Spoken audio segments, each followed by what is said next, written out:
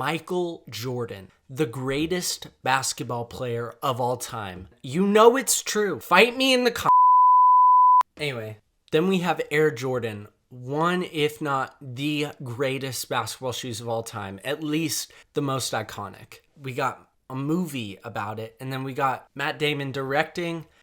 Matt Damon's not directing, you dummy. Then we got Matt Damon starring and Ben Affleck directing. All this in one movie. Now I know what you must be thinking. With all these pieces, this movie must be incredible, right? You, my dear viewer, are correct. Air is a captivating story with phenomenal performances across the board and probably one of my favorite films to come out this year. The film follows Sonny Vaccaro, however you say that. The film follows Sonny Vaccaro as he tries to convince Nike to invest all their basketball budget into signing Michael Jordan, who's a rookie at the time, in hopes of saving the basketball division at Nike. You see, the film opens with the statistic that Converse and Adidas control the basketball shoe market. In fact, Nike only has a 17% hold in the basketball shoe market. So they're a smaller company compared to the big shots like Converse, like Adidas. Everyone thinks Sonny's idea is a horrible idea and instead insists on Nike signing 3 less well-known rookies. But Sonny says no. There's something about Jordan that is special. Since there's such a small division, they don't have a lot of money to sign a big player like Michael Jordan, who got drafted as the 3rd pick overall in the draft. That's a lot of money. In fact, it would probably take their entire budget, which is what Sonny's trying to convince them to do. Go after this one player instead of 3 or 4. In fact, to make matters worse, not only is the company somewhat against this move, but Jordan's own agent says that Michael will not meet with Nike. So it seems like this is going to be impossible, right?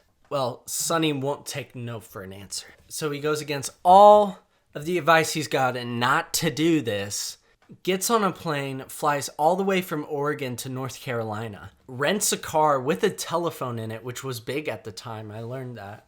I knew they had landline phones back in the day, obviously, but I didn't realize that those could be in cars. That is sick. That is so cool. I learned that in this film. He flies down to North Carolina to meet with the Jordan family, to go straight up to their door. He gets a meeting with Michael's mom and convinces her to give Nike a shot. After meeting with Michael's mother, Dolores, Sonny is granted a meeting with Michael, and now he and the Nike basketball team have to scramble to invent a new shoe that the world has never seen before and convince Nike CEO Phil Knight that Michael is the best move for the basketball division. For a film primarily set in an office building and about a shoe, it's pretty entertaining. It does start out just a tad slow for my liking, but it gradually picks up from there.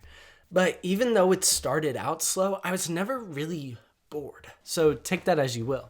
The film does a great job at creating a little bit of suspense in a story that we already know the ending to. We know that Jordan signs with Nike. I mean, who hasn't heard of Air Jordan before? That's not the point of the story. The point of the story is not to introduce this new idea or this new result. We know what's going to happen. Even though I knew the result of the deal, I was still on the edge of my seat for that meeting with Michael Jordan. Throughout that whole meeting, on the edge of my seat, even though I knew the ending. And I think that's a great testament to Ben Affleck's directing and just the work this team did on the movie. The fact that I was able to feel that way even while knowing the outcome.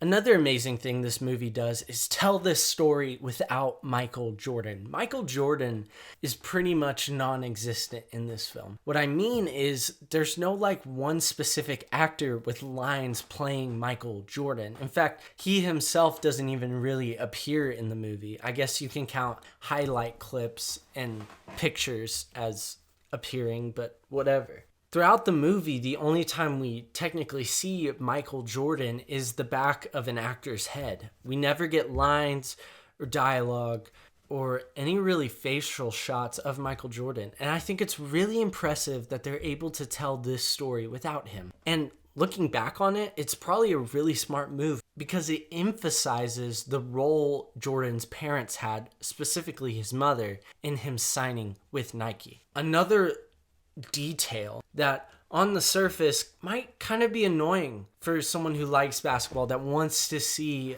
some version of Michael Jordan on the screen. But from a storytelling standpoint, it's a great decision.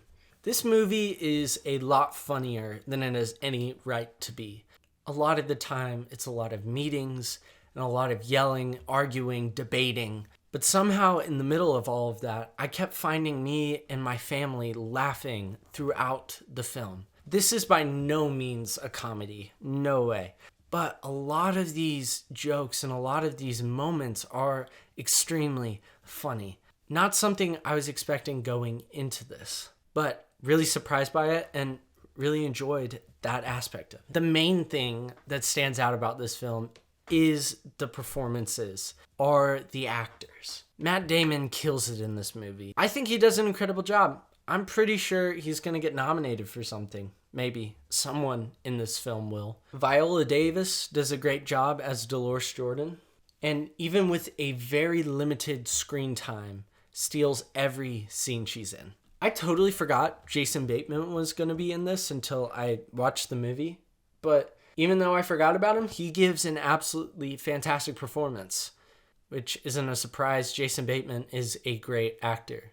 Really underrated, in my opinion. Ben Affleck even stars as Nike CEO Phil Knight. And although he doesn't have a ton of scenes throughout the film, probably because he's behind the camera most of the time, he still does a great job in the role. Another great performance was given by Chris Messina. Messina? I don't know how to say his last name, but he did an incredible job as Michael's agent and gives one of the funniest yet best acted scenes in the movie. I think if you've seen it, you know what I'm talking about. Even if you're not a basketball or MJ fan, I still think you'll find things to enjoy in this movie. It tells an interesting story about the creation of one of the most iconic basketball shoes, or to be honest, shoes of all time. The true story being told, the fantastic performances given by a star-studded cast, and a phenomenal soundtrack make Air a film definitely worth checking out.